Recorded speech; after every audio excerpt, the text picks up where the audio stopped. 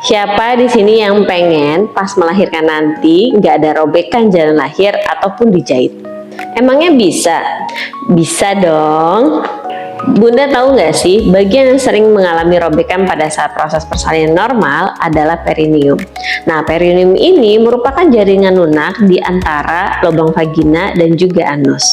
Pada saat proses persalinan normal, daerah ini akan meregang secara maksimal. Sebenarnya, perineum ini bisa banget loh Bun, kita cegah untuk tidak robek atau kita minimalisir robekannya. Perineum ini dapat kita latih agar menjadi elastis dan lentur pada saat proses persalinan. Kira-kira bagaimana ya caranya? Yuk kita simak tips berikut ini. Sebelum kita lanjut, jangan lupa subscribe channel ini, klik tombol like, dan share ke orang-orang terdekat Bunda. Yang pertama, latih otot dasar panggul Bunda memasuki usia kehamilan trimester ketiga.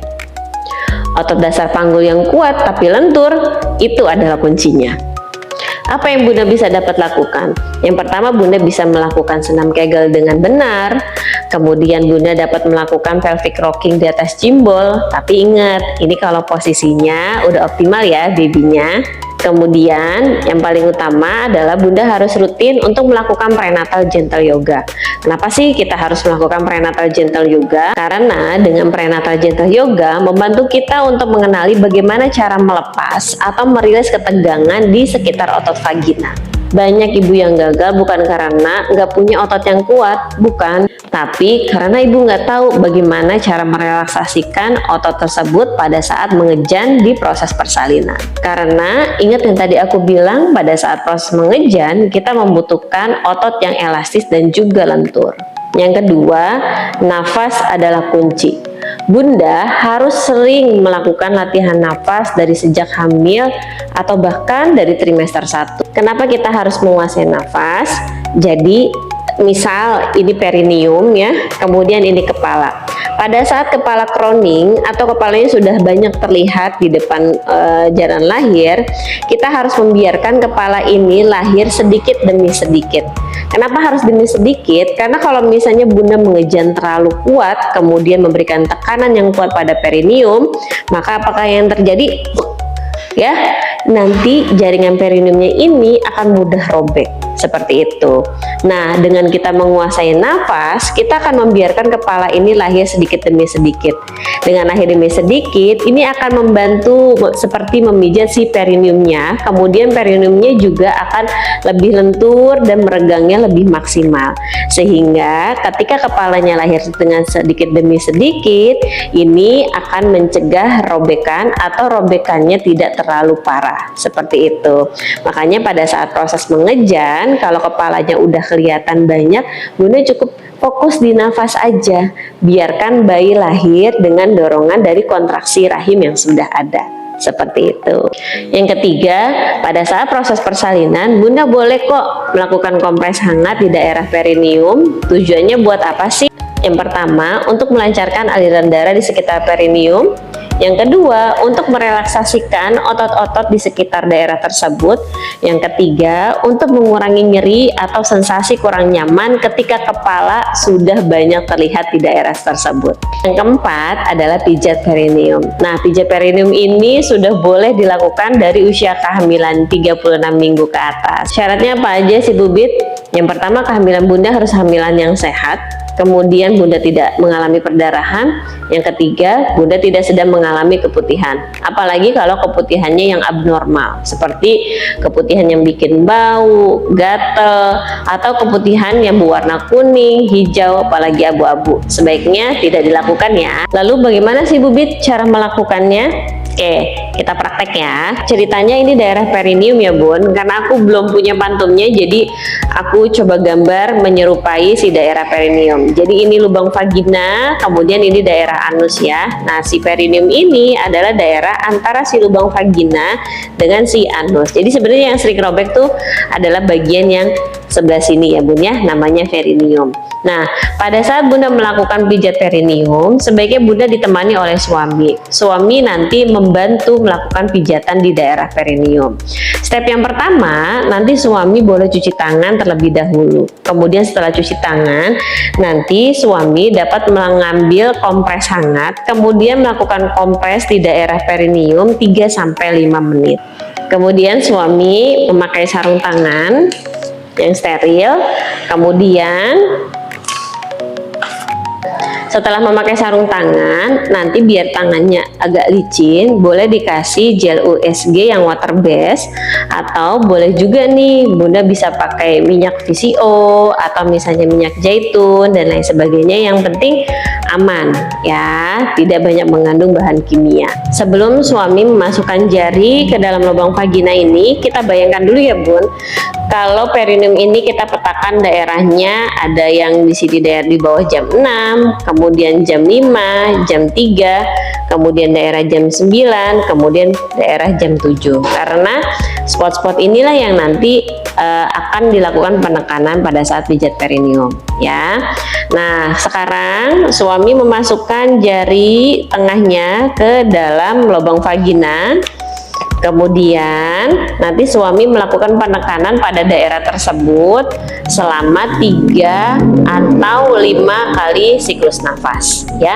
Pada saat suami melakukan penekanan, apa yang Bunda lakukan? Bunda fokus di nafas saja, Bunda relaksasikan saja otot-otot di daerah tersebut, kemudian kasih sugesti, saya nyaman, saya rileks, perineum saya lentur, perineum saya elastis, dan lain sebagainya ya. Jadi suami menekan 3-5 siklus nafas, Bundanya fokus di nafas sama kasih sugesti dan afirmasi ya. Kemudian setelah penekanan 5 kali siklus nafas, dilepasin, kendorin dulu. Kemudian nanti tekan lagi 3-5 siklus nafas, Bundanya fokus di nafas lagi. Bisa diulangin lagi penekanan ini 3-5 kali sesuai dengan kenyamanan Bunda. Nah, setelah dari jam 6, geser Bun ya jarinya ke jam 5 ya, geser ke jam 5. Kemudian kita ulangi lagi kayak tadi, tekan 3, kemudian kita tekan 3-5 siklus nafas, Bundanya fokus di nafas sama kasih sugesti.